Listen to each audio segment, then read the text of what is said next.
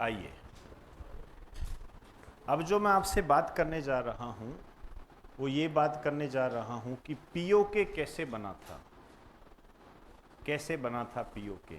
आपने संसद में थोड़े टाइम पहले ये बात सुनी होगी गृह मंत्री अमित शाह के द्वारा कि यदि 3 दिन तक हम सीज फायर नहीं करते तो पीओके हमारा होता। सीज फायर नहीं करते मतलब युद्ध विराम नहीं करते तो चल रही है ना ये सारी चीज़ें फेसबुक वगैरह पे, मतलब सोशल मीडिया पे चल रही है चीज़ें, आप सुन रहे होंगे। तो पीओके हमारा होता। क्लियर होगी बात सारी। उसी पीओके की हम बात कर रहे हैं। 2 मिनट सुन लीजिए। ये कश्मीर का मामला है। इसमें क्या हुआ था, जैसे ये इंडिया का पोर्शन है, आप जानते हो ये कश्मीर है। इसमें जो कश्मीर के शासक थे वो थे हरि सिंह। हरि सिंह इसके शासक थे। इसमें एक साथ साथ कुछ चीजें लिखो। इसके विलय की जिम्मेदारी जवाहरलाल नेहरू को थी। इसके विलय की जिम्मेदारी जवाहरलाल नेहरू को थी।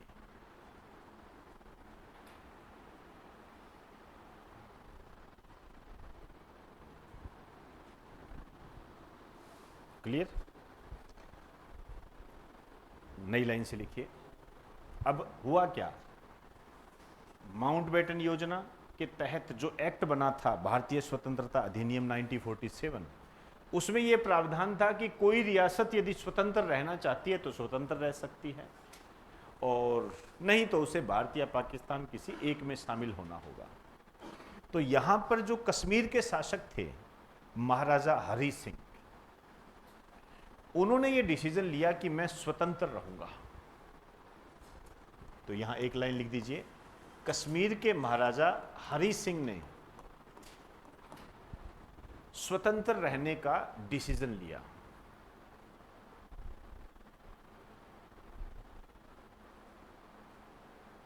कश्मीर के महाराजा हरि सिंह ने स्वतंत्र रहने का डिसीजन लिया। क्लियर होगी बात सारी। अब ये एक स्वतंत्र रियासत हो गई, लेकिन इस साइड में पाकिस्तान था, नीचे इंडिया था। इन दोनों देशों का ही ये प्रयास था कि किसी न किसी तरीके से कश्मीर हम में शामिल हो जाए, हम ले लें। पाकिस्तान भी चाहता था कि कश्मीर हमारा हो जाए, भारत भी चाहता था कश्मीर हमारा हो जाए, तभी तो जवाहरलाल नेहरू को नियुक्त किया। तो पाकिस्तान ने क्या किया, कश्मीर पर अटैक कर दिया इनडायरेक्ट रूप से। इनडायरेक्ट, ठीक है ना। यहां पे कबायली मुसलमान जाति रहती है, तो यहां कुछ विद्रोह की स्थिति पैदा हुई, सेना आ गई, ऐसे कुछ घटनाक्रम हुए, उन पर हम नहीं जा रहे हैं।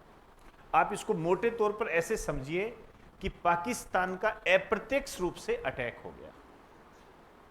अप्रत्यक्ष रूप से अटैक हो गया तो ये छोटी सी रियासत, उधर पाकिस्तान वो मजबूत था, तो इसने लगभग कश्मीर पर अधिकार कर लिया। लगभग कश्मीर पर अधिकार कर लिया। जब लगभग कश्मीर पर अधिकार कर लिया तो जो महाराजा हरि सिंह है, ये जवाहरलाल नेहरू और सरदार पटेल के पास आए, उनको कहा जी हमारी रक्षा करो, पाकिस्तान ने पूरी रियासत पर कब्जा कर लिया है, हम तो कहीं के नहीं रहे, आप हमारी हेल्प करें। तो जवाहरलाल नेहरू ने यह कहा कि हम आपकी हेल्प कर देंगे, कोई दिक्कत नहीं है हमें, लेकिन आपको इस कागज पर साइन करने होंगे। एक कागज दिया उनको कि इस पर साइन कर दो, फिर हम जाने और हमारा काम जाने। वो जो कागज था वो था विलय पत्र, कि आप कश्मीर को भारत में विलय कर दो, फिर हम जाने और हमारा काम जाने, फिर हम सेना भेज देंगे। तो आपके एग्जाम की दृष्टि से यहां पर एक डेट बहुत महत्वपूर्ण है, 26 अक्टूबर 1947, ध्यान रखें, ये मोस्ट इंपॉर्टेंट डेट है, इसको बिल्कुल भी नज़रअंदाज मत कर देना। ये वो डेट है जिस दिन कश्मीर के महाराजा हरी सिंह ने कश्मीर को भारत में विलय किया था, हस्ताक्षर किए थे। इस कारण से ये बहुत बार पूछा जाता है। और अभी जो पहलगाम आतंकी हमला हुआ है, उसके लिए हमने जो ऑपरेशन सिंदूर चलाया था पाकिस्तान के आतंकी ठिकानों के खिलाफ, उस संबंध में ये काफ़ी चर्चा में रहा है। इस कारण से अब इसके पूछे जाने की संभावनाएं ज़्यादा है। और पहले पेपर देखोगे पुराने वाले, उसमें तो पूछा जा चुका है। समझ में आई मेरी बात सारी? तो यहां पे लिख दीजिए, कश्मीर के महाराजा हरी सिंह ने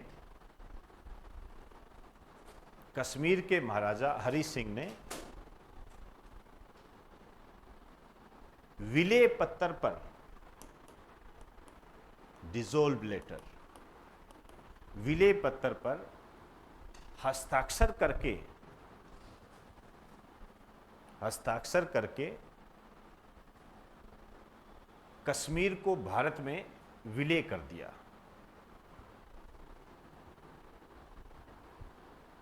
कश्मीर को भारत में विलय कर दिया। हो गई बात सारी?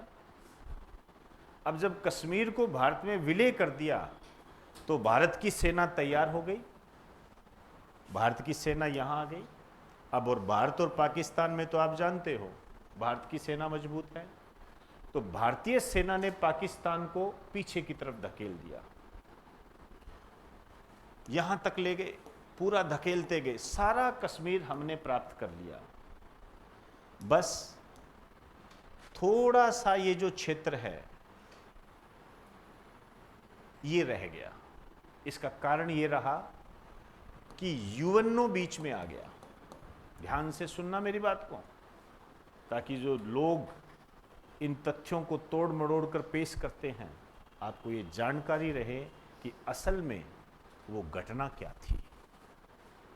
क्योंकि वर्तमान में जो राजनीतिक स्थिति है, ये वोट को प्राप्त करने के लिए आपके सामने एक मटेरियल परोस देती है, और वो जो मटेरियल है आपके दिमाग को पूरा खा जाता है। ध्यान से समझना इस चीज को। यूएनओ बीच में आ गया, संयुक्त राष्ट्र संघ, यूनाइटेड नेशन ऑर्गेनाइजेशन। इसने कहा युद्ध बंद कर दीजिए, युद्ध बंद कर दीजिए, और युद्ध बंद करना पड़ा। क्यों करना पड़ा? सवाल ये होता है। हम ये कह सकते हैं कि हम चलने देते इसको, हम यूएनओ को नहीं मानते, हम नहीं मानते यूएनओ को, हम युद्ध करेंगे, हम नहीं रोकने वाले। ये 1947 का भारत था। हम कब की बात कर रहे हैं? 26 अक्टूबर 1947। आज़ाद हुए लगभग 2-3 महीने ही हुए हैं, तो आप सोच सकते हो भारत किस स्थिति में था। और दोनों के दोनों 1945 में, हालांकि 14 अगस्त 1947 को पाकिस्तान बना था, लेकिन जब भारत का विभाजन हुआ तो ऑटोमेटिक पाकिस्तान भी यूएनओ का सदस्य हो गया था। तो यूएनओ के सदस्य होने के कारण हमें ये बात माननी पड़ी और हमने युद्ध विराम कर दिया। ये युद्ध विराम ठीक उसी तरीके से किया है, ये सीज फायर ठीक उसी तरीके से किया है जिस तरीके से अभी पहलगाम आतंकी हमले के खिलाफ जो ऑपरेशन सिंदूर चलाया गया था, उसके मद्देनज़र जो अमेरिकी राष्ट्रपति है डोनाल्ड ट्रंप ने मध्यस्थता करते हुए भारत और पाकिस्तान के युद्ध को रोक दिया, सीज फायर कर दिया। एक्स पर आपने देखा होगा इसको। वहाँ यूएनओ बीच में आया था और यहाँ पर डोनाल्ड ट्रंप बीच में आ गए। अब वो कुछ भी हो सकता है, किस तरीके से मध्यस्थता की हो, या उनको बीच में लिया गया हो, या व्यापार का उन्होंने कोई डर दिखाया हो, कुछ भी, वो अब एक अलग चीज़ें हैं, वो बहस का विषय हो सकती है। लेकिन सत्य यही है कि सीज फायर हो गया। तो लोगों की भावनाएं क्या है, पीओके पे टिकी हुई थी कि इस बार हम पीओके ले लेंगे। यदि हम यहाँ पर जवाहरलाल नेहरू की गलती माने सीज फायर के रूप में, तो यहाँ पर इसके प्रत्यक्ष रूप से आगे की तरफ हम देखें तो प्रधानमंत्री नरेंद्र मोदी को भी एक गलती के रूप में देखा जा सकता है। लेकिन वास्तव में इन दोनों की कोई गलती नहीं है, ये विदेशी मामले होते ही ऐसे हैं। यहां पर जवाहरलाल नेहरू यूएनओ को टाल नहीं सकते थे और यहां पर नरेंद्र मोदी जी डोनाल्ड ट्रंप को व्यापार के कारण या किसी अन्य कारण से टाल नहीं सकते थे। ये विदेशी प्रक्रिया होती है, नीति होती है, विदेश नीति होती है। हमें ये देखना पड़ता है कि हम किसको नाराज करें, किसको नाराज नहीं करें। आप देख लीजिए, घर में नॉर्मल झगड़े होते हैं, दो भाइयों के झगड़े होते हैं, कोई बंटवारा करवाते हैं तो कोई ना कोई पीछे हट जाता है ना, कहते कोई बात नहीं भाई, तू बड़ा है या तू छोटा है, तू मान जा भाई, तेरे को ये दे देंगे, किसी तरीके से मान जा। तो उस विवाद को समाप्त करने के लिए किसी न किसी रूप में हमें वो डिसीजन लेना पड़ता है। ये समय की मांग होती है। हमने यदि प्रधानमंत्री नरेंद्र मोदी को इसके लिए चुना है, ठीक है, हमारी भावना पीओके को लेने की है, ये भावनात्मक रूप है, हमारा भावनात्मक रूप है, समझे ना। जैसे दो भाई लड़ते हैं तो हम ये कहते हैं ना, यार मेरे पास ज्यादा से ज्यादा और अच्छी से अच्छी जमीन आ जाए, वो उसकी भावना होती है, लेकिन आना तो वही होता है जो उसके हिस्से में होता है। तो भावनात्मक रूप से हमें जरूर इसको हानि उठानी पड़ी है, लेकिन जो कूटनीतिक रूप होता है उसमें कोई भी सरकार झुकती नहीं है, ध्यान रखना, झुकती नहीं है। उसको उस समय के आधार पर उसे डिसीजन लेने पड़ते हैं। जैसे ऑपरेशन सिंदूर के संबंध में प्रधानमंत्री नरेंद्र मोदी जी ने लिया और 1947 में जवाहरलाल नेहरू ने लिया। समझ में आई बात मेरी? तो आप थोड़ा सा बैलेंस करके चलना है अपने इन चीजों को। अब यहां पर युद्ध रोक दिया गया तो इतना क्षेत्र जो है ये पाकिस्तान के कब्जे में ही रह गया, जिसे हम पीओके के नाम से जानते हैं, पाक ऑक्यूपाइड कश्मीर, पीओके के नाम से जानते हैं। तो ऐसे बना था ये पीओके। समझ में आई मेरी बात सारी आपको? इस तरीके से बना था। अब आप विचार करते रहना कि जवाहरलाल नेहरू गलत थे या नरेंद्र मोदी जी गलत थे। यदि आप दोनों को गलत कहते हो तो भी आप सही हो, लेकिन ये भावनात्मक पक्ष है। और यदि आप दोनों को सही कहते हो तो ये कूटनीतिक पक्ष होता है, समझे ना। और आपका जो क्वेश्चन पेपर है वो भावनात्मक नहीं होता है, ये ध्यान रखना। भावनाओं में बहकर आप नहीं जा सकते। क्लियर हुई बात सारे? सोशल मीडिया में ट्रोल किया जाता है प्रधानमंत्री नरेंद्र मोदी को, ये भावनात्मक ट्रोल है, समझे ना। ऑपरेशन सिंदूर पीओके को प्राप्त करने के लिए नहीं चलाया गया था। ऑपरेशन सिंदूर पाकिस्तान के अंदर जो आतंकी ठिकाने हैं उनको नष्ट करने के लिए चलाया गया था। ये भूलवश भी आप ये मत कह देना कि पीओके को प्राप्त करने के लिए हमने ऑपरेशन सिंदूर चलाया था, गलत हो जाएगा,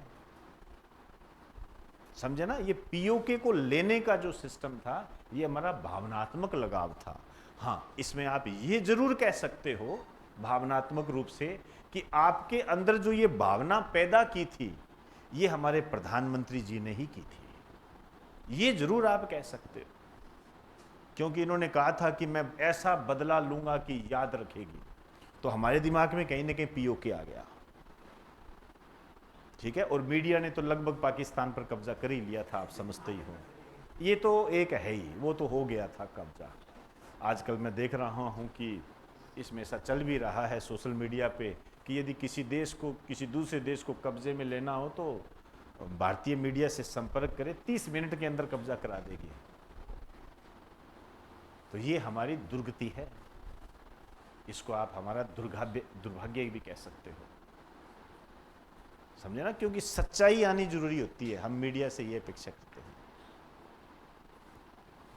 हम कोई भी भावना पैदा करते हैं। मैं आज आपको कह दूं आपका सिलेक्शन पक्का, आप 20 फरवरी 2026 को आपके हाथ में अपॉइंटमेंट लेटर होगा, मैं लिख के देता हूं, दुनिया इधर की उधर हो जाए, आपको अपॉइंटमेंट लेटर दिला के रहूंगा, और ना मिले तो आप ऑटोमेटिक मेरा विरोध करोगे। क्यों?